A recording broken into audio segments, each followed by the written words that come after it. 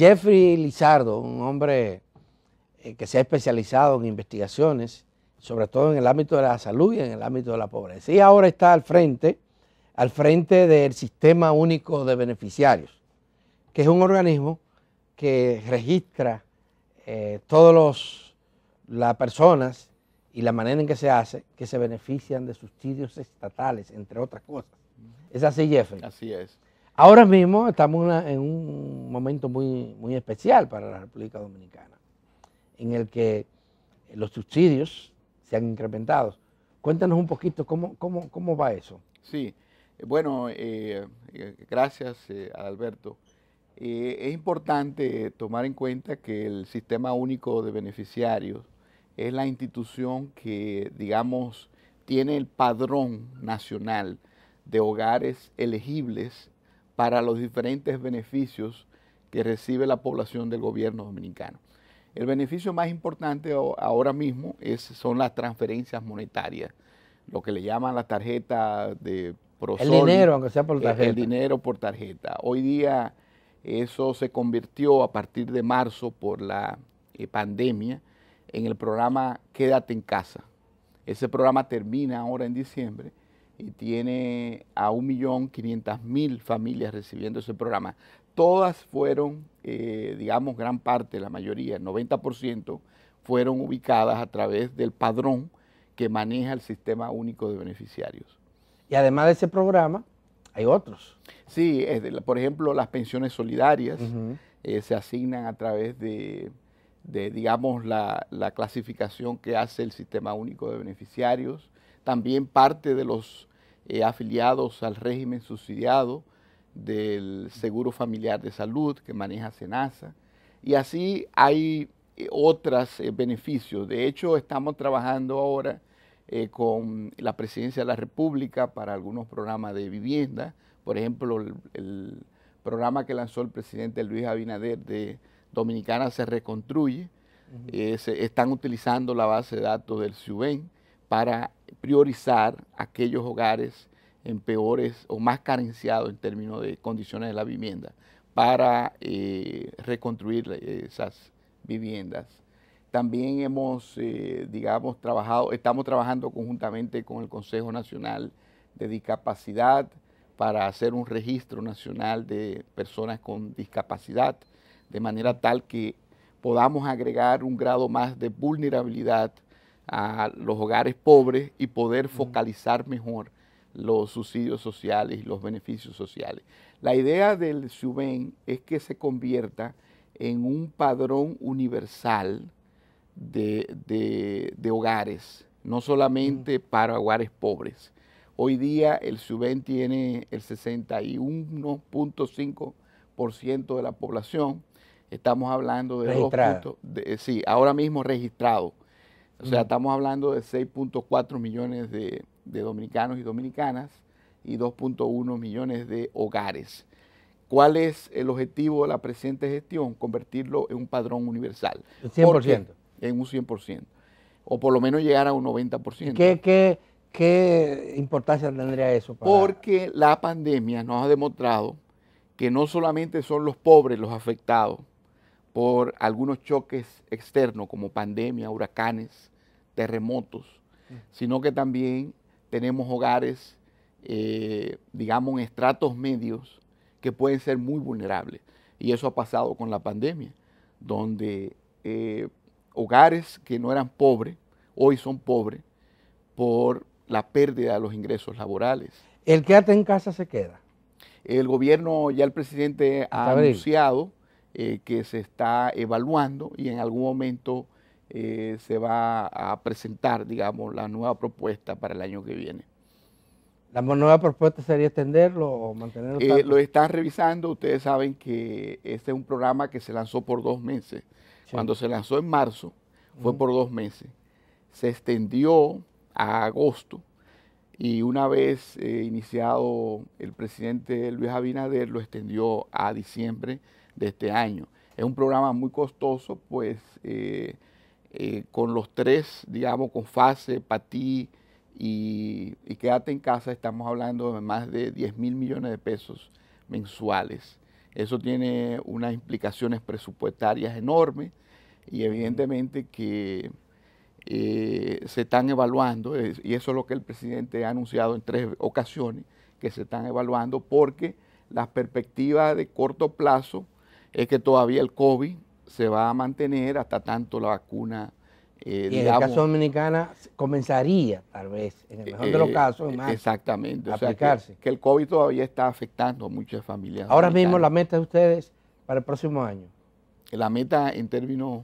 en términos de registro, de avance. Bueno, este año, mire, uno de los temas que estamos trabajando, Alberto, y esto es importante, es que cada vez se impone, o sea, levantar menos información mediante visitas a los hogares y utilizar más los registros administrativos.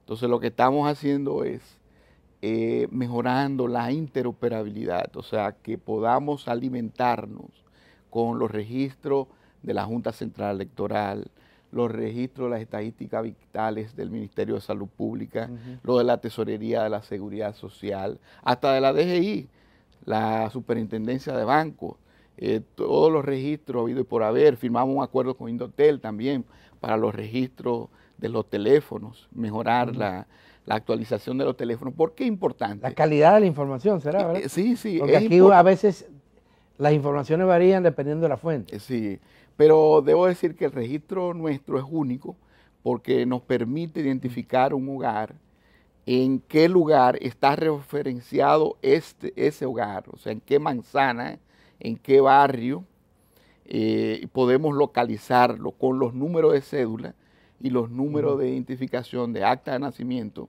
de cada uno de las personas menores de edad de ese hogar. Esa es la ventaja que tiene el SUBEN. Entonces, este año vamos a hacer un levantamiento que queremos llegar a unas 200.000 o 300.000 hogares adicionales y además fortalecer la base de datos con la interoperabilidad. Y voy a poner un ejemplo. Si un hogar pierde el empleo, tú lo puedes captar automáticamente a través de la Tesorería de la Seguridad Social, porque ese hogar deja de cotizar, ¿no? Esa persona deja de cotizar. Entonces, la idea es que con la interoperabilidad se pueda prender un semáforo rojo y decir, en este hogar, el proveedor principal, el que genera los ingresos, perdió el trabajo y perdió... O ganó el empleo, también puede ser. Exactamente. Entonces, ¿qué pasa? Que este hogar pasa a una situación de vulnerabilidad. Entonces, no hay que esperar un tiempo, sino que la protección social debe ser proactiva. Lo mismo cuando fallece también un proveedor principal en el hogar. Y la idea de tener esos registros alimentando continuamente la base de datos del SUBEN va a permitir que el Estado Dominicano sea más efectivo y más eficiente. Jeffrey, se habló, y esta es la última pregunta porque el tiempo se nos agota, lamentablemente va muy rápido, se habló de crear un gabinete de políticas sociales amplio y de eliminar inclusive instituciones de las que tienen que ver con este ámbito. Está el Plan Social de la Presidencia, está Prosoli, está, bueno, son muchas, son como 14 instituciones las que hay. ¿Hay algún avance? ¿Conoce de algún avance en ese sentido? Sí, debo decir, lo primero es que el presidente de la República emitió un decreto a principio de su mandato reciente, creando los gabinetes. Se han creado cerca de 12 gabinetes, donde está el Gabinete de Política Social, donde pertenece el SUBEN. Un decreto reciente, digamos finales de noviembre, salió un decreto donde conforma una comisión dirigida por el coordinador del Gabinete de Política Social para presentar en un plazo de 90 días, estamos hablando a principios del año que viene, una propuesta de consolidación de todas estas instituciones y entidades que duplican a veces esfuerzos en el ámbito social. Esto ha sido un compromiso del presidente de la República de hacer una reforma en el sector social para mejorar la eficiencia del gasto social. porque hay muchas instituciones, no son 10 ni 20, es que todos terminamos haciendo. Hasta la policía, las Fuerzas Armadas. Hasta el Congreso. Obras Públicas lo hacía. Todos hacemos. Entonces, yo creo que hay que delimitar las funciones de cada entidad de manera tal que hacer más eficiente. ¿Por qué?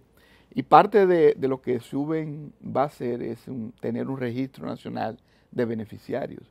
O sea, que nosotros podamos tener todos los beneficios que recibe un hogar, de manera tal que podamos identificar cuáles están recibiendo muchos beneficios, cuáles no, para mejorar la efectividad de los programas sociales. Jeffrey Lizardo, muchísimas gracias. Con Jeffrey siempre hay muchos temas de que hablar. Es lamentable la limitación de tiempo que siempre se tiene en este tipo de programas, pero volveremos a juntarnos. Muchas gracias. Para hablar tal vez de salud, que el hombre es experto también en estos temas. Así es. No se nos muevan, que ya inmediatamente vamos a conversar con Antonio Siriaco, que todos los martes está aquí con nosotros, y este va a ser el último martes de este año y de este mes de diciembre, de manera que hay muchas cosas que pasar balance. Antonio Siriaco, con quien vamos a comenzar inmediatamente de aquí. Vamos. Siriaco, vamos a ver cuál es el balance de este año, carajo, en materia de economía. ¿Cuántas cosas han pasado?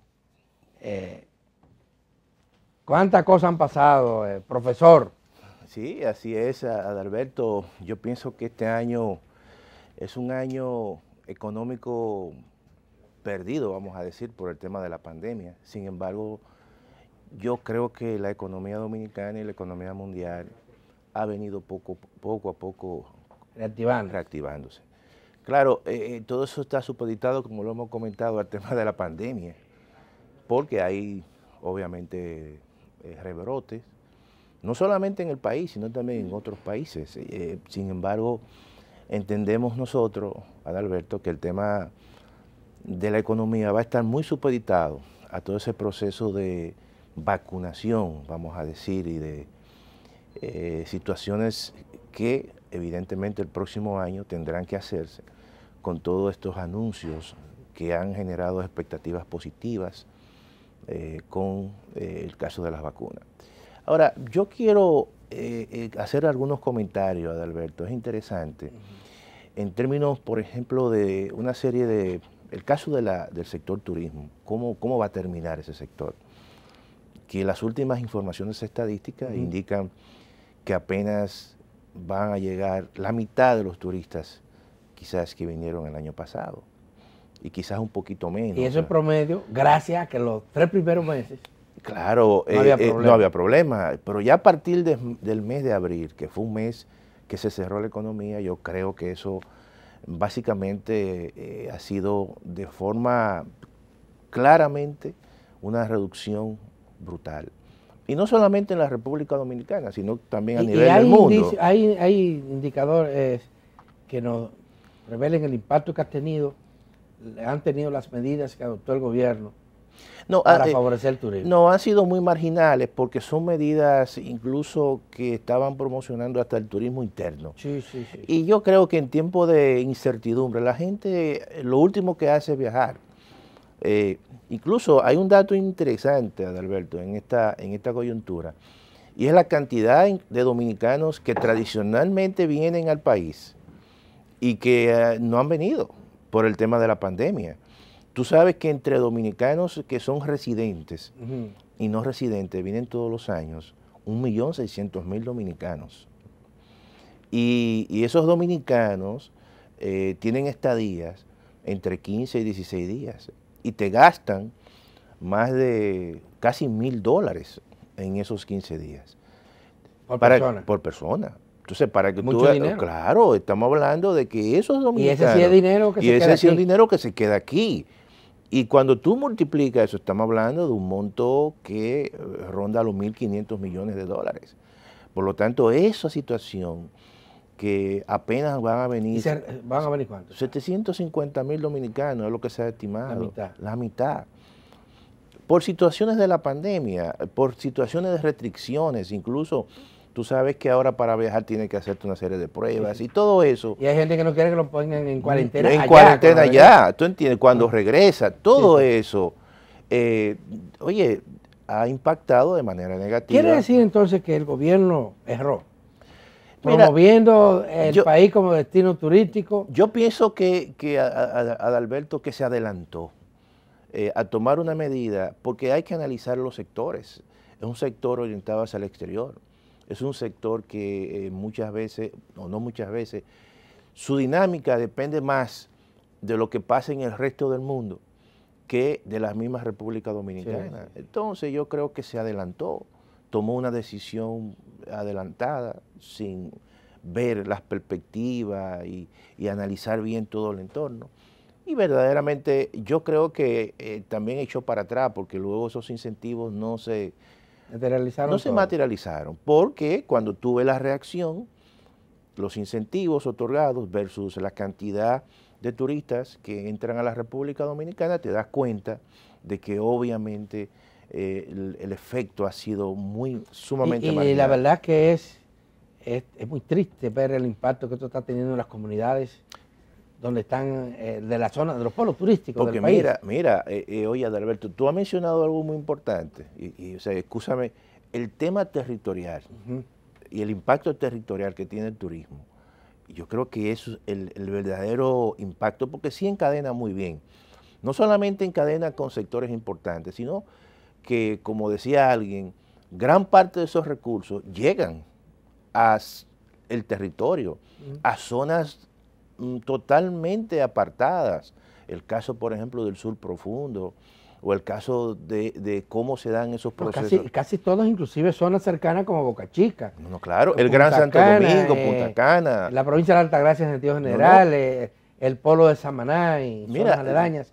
Es que los pequeños negocios no tienen a quién vender. Claro, claro. Y los pequeños hoteles.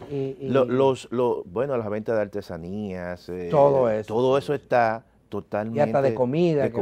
Tú vas a la zona colonial, que se transformó en pequeños negocios precisamente de artesanía, de cosas muy típicas, y están...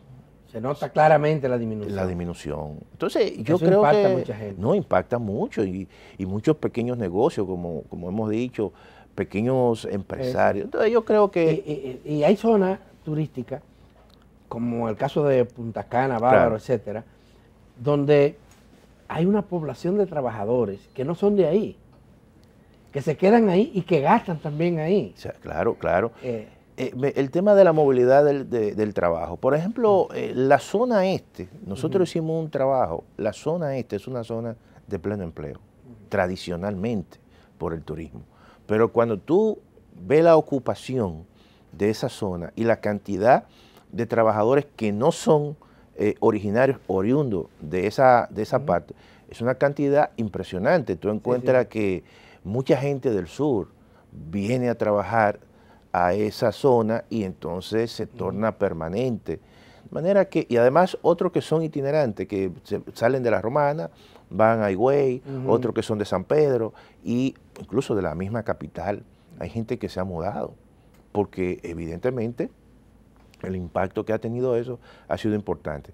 Pero en la zona, por ejemplo, del norte, en el caso de Puerto Plata, que obviamente fue uno de los primeros polos turísticos y que se había reactivado con el turismo este turismo de los barcos, ¿no? Que vienen. Oye, eso prácticamente ha colapsado. Es bien difícil. Es bien difícil, ¿tú entiendes? Entonces, eso también en esa zona que percibía más, casi 2.000 millones de pesos solamente por ese tipo de turismo, dejó de percibirlo. Es decir, que ha habido un proceso allí de presión económica producto de la situación del turismo. Yo creo que también hay otros temas importantes. Recientemente se promulgó o se modificó la ley de competitividad y innovación industrial, la 524-14. Y es importante, y quiero hacer un señalamiento con respecto a esa ley, que es la famosa ley de proindustria, porque tiene mucho que ver con todo el modelo económico y de zonas francas en la República Dominicana, por la capacidad de encadenamiento que pueda tener esa ley. Una ley que se modificaron algunos artículos, el artículo creo 4, 9, y donde permite que, por ejemplo, muchas industrias que estén acogidas a esa ley, industrias nacionales, puedan, cuando importen insumos o maquinaria, puedan solamente pagar en aduana el 50% del ITEVIS. Eso es un elemento importante, porque cuando una pequeña empresa o mediana empresa hace una importación acogida a esa ley y tiene que hacer un pago en frontera, eso significa que hay un impacto muy fuerte en el flujo de caja, porque tú tienes que adelantar un pago, es como que está adelantando un pago de algo que no ha vendido. Yo creo que el hecho de tú modificar esa parte genera una situación positiva en ese entorno empresarial. Lo mismo también que va a permitir que si la empresa, por ejemplo, reinvierte una parte de sus utilidades, esa reinversión básicamente esté exenta de impuestos sobre la renta, sobre la base de la renta imponible. Es decir, que le da mucho mayor capacidad para que esa empresa pueda aumentar su capacidad productiva. Y eso es muy importante, porque tú sabes que uno de los problemas que tiene ese modelo aquí es que no encadena bastante. Por ejemplo, las zonas francas aquí, las ventas locales de las zonas francas, obviamente son, o por lo menos, no las ventas locales para que la gente entienda, sino las ventas que realizan las empresas nacionales a las zonas francas son mínimas, por lo tanto eso no permite un proceso de encadenamiento. Yo creo que con esta medida podría, con el paso del tiempo, generar un mayor encadenamiento entre las empresas locales y las empresas de zonas francas. Yo creo que eso es un elemento positivo, pero que se va a ver en el largo plazo. También yo creo que el tema de los servicios o de los programas sociales, yo creo que los programas sociales hay que mantenerlos. Eso es un punto que ya lo hemos tocado, sí, y que evidentemente todavía no han desaparecido aquí los elementos que lo motivaron. Pero, sí. Bueno, vamos a ver lo que va a pasar. Señoras y señores, hay que agradecerles a ustedes su compañía en el día de hoy. Mañana vamos a tener un panel, mañana vamos a tener otro programa y el jueves, que es el 31, vamos a tener un panel con periodistas para pasar balance a los acontecimientos periodísticos más destacados del año que termina. Antonio Siriaco, el profesor Antonio Siriaco y yo volveremos a juntarnos el próximo mes. Así es. El próximo año. Así, que ya es el año 2021. Sí, muchísimas gracias.